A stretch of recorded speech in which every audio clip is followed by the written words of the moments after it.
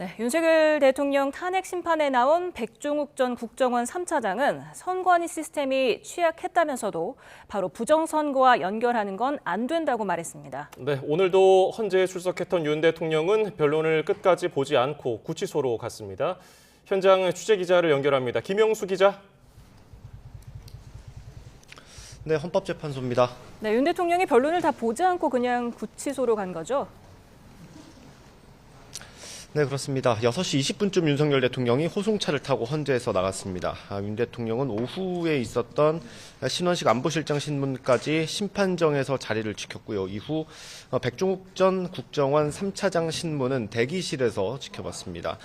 그런데 김용빈 중앙선관위 사무총장 신문이 진행될 때쯤 윤 대통령이 이곳 헌재를 빠져나간 사실이 확인됐습니다. 윤 대통령 측은 윤 대통령이 현재 진행되는 증인들과 관련해서는 특별히 의견을 밝힐 게 없는 것으로 안다, 이렇게 말했습니다. 예, 결국 부정선거 의혹이 쟁점이었는데 그 얘기는 안 나왔습니까? 예.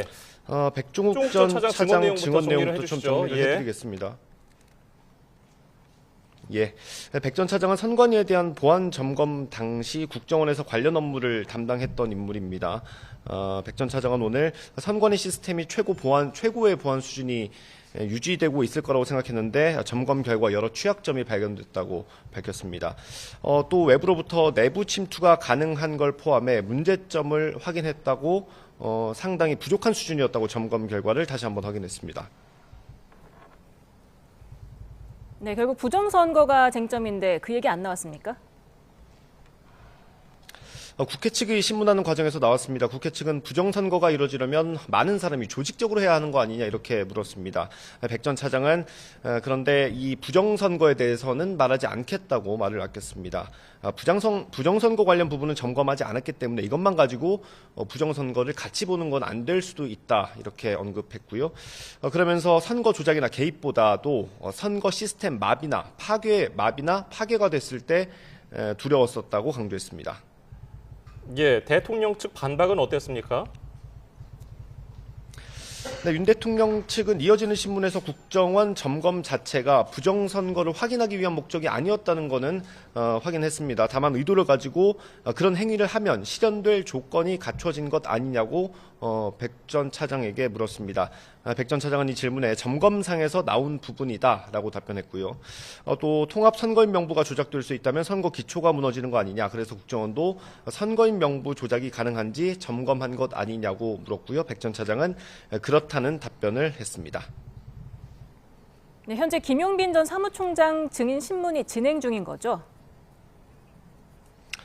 네, 그렇습니다. 오늘의 마지막 증인입니다. 김용빈 중앙선관위 사무총장은 국회에서도 여러 차례 나와서 부정선거가 없다는 입장을 밝힌 적이 있습니다. 국회 측이 신문을 마치고 현재 대통령 측 신문이 이어지고 있는 상황입니다. 국회 측 신문에선 대부분 부정선거가 없다거나 불가능하다는 취지의 증언을 했고요.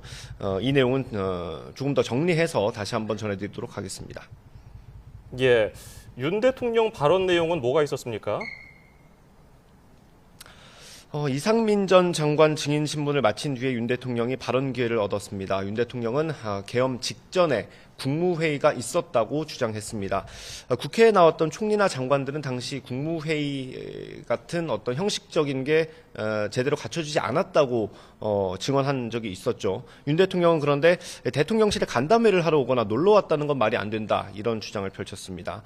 총리와 장관들이 계엄은 곧 내란이라는 프레임 때문에 잘못 얘기한 것 같다는 주장입니다. 네, 이상민 전 장관 증인 신문 내용도 좀 보겠습니다. 언론사에 대한 단전 단수 의혹에 대해서 어떻게 설명했습니까? 한마디로 이상민 전 장관은 전부 부인했습니다. 이 전 장관은 계엄 선포 직전 윤 대통령을 만났을 때 쪽지를 멀리서 봤다고 했는데요. 그 쪽지에 소방청, 단전, 단수 이런 내용들이 담겨 있었다고 말했습니다. 이게 어떤 맥락인지는 몰랐지만 실제로 한다고 하면 안전사고가 발생할 수 있다고 걱정을 했다고 했고요. 소방청장과 경찰청장에게 전화한 건 당시 시위나 사건 사고가 없는지 확인하기 위한 차원이었다고 주장했습니다. 그러면서 소방청장에게 전화했을 때 쪽지 내용이 생각이 났고 만일의 사태에 대비해 국민 안전을 챙겨달라는 당부를 했다고 말했습니다. 예, 또 관심을 모았던 신원식 국가안보실장은 어떤 증언을 했습니까?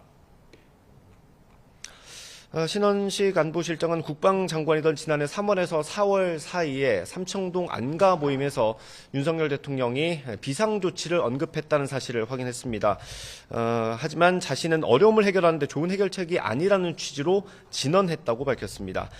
또 이 대통령이 가깝지 않은 사람에게 이런 얘기를 할 수 있다는 걱정이 있었고 그래서 당시 경호처장이던 김용현 전 장관에게 잘 모시라는 당부를 했다고도 설명했습니다.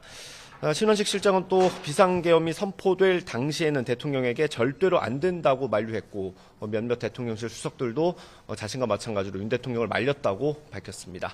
지금까지 헌법재판소에서 전해드렸습니다.